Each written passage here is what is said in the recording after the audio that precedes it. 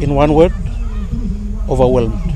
I'm overwhelmed, very impressed, and very happy about the outcome of this event, even though we had issues leading up to the actual launch of this festival. As in everything, there's always challenges, and it's the first start that's the most difficult part.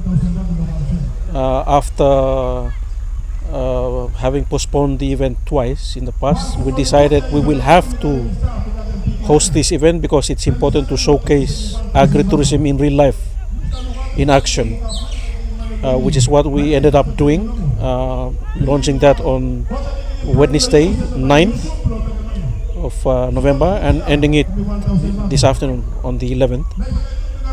Today will go down in history in Vanuatu as the first ever agritourism festival for Vanuatu, hosted in 2016.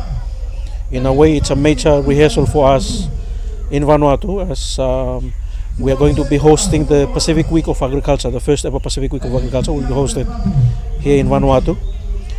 Getting the feedback from the people who've been the exhibitors who've showcased their products over the last 2 days. The end result is that they are happy, they are excited, and it's turned out better than they had anticipated. Even though they made up the decision to come and exhibit and to showcase their products, they're pleased and looking forward to the next agritourism festival. I think we will be hosting that jointly with the Pacific Week of Agriculture next year, around end of May, early June, which will be supported. The chief guest of which will be the Director General of the FAO in Rome. This is a great event, and I think the icing on the cake this afternoon is the visit of the Right Honorable Prime Minister of Vanuatu and several ministers to the closing function to look at the exhibitions and so on.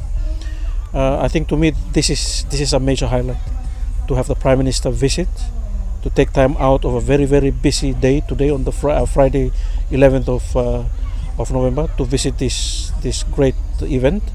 And I think we have already convinced our leaders that agritourism is the way to go for the future, because it combines agriculture, it combines trade, combines industry, combines tourism, and also addresses the issue of health, the big one of which is NCDs, non-communicable diseases, which is a big problem in Vanuatu and in the Pacific and in the world. So in Vanuatu we are addressing that issue through agritourism. I think it sells well because we point people back to agriculture to look at the importance of agriculture. As in relation to climate change, the impacts of climate change, we have all heard across the ACP of smart agriculture. We need to be smart in the sense that we need to look at agriculture through the lenses of climate change. We need to be resilient. So in Vanuatu at the moment, we are very mindful of that, especially given the fact that Vanuatu is hotspot number 1 in the Pacific region.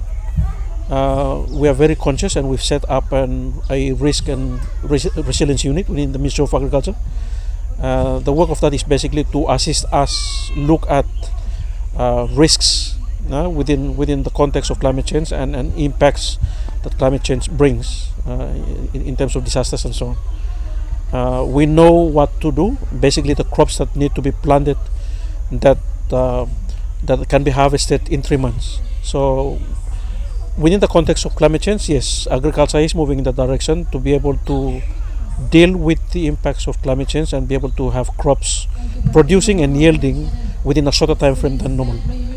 I think in conclusion, I'm very, very happy. I'm very pleased, having pushed agritourism in Vanuatu since July last year, and the events in Fiji, in Nadi in Fiji, and also in Barbados, which we all went to. Mr. Jean-Baptiste Carlo, we went to as far as Jamaica. I think Vanuatu's hosting of this event is the commencement of more agritourism festivals to come in the future.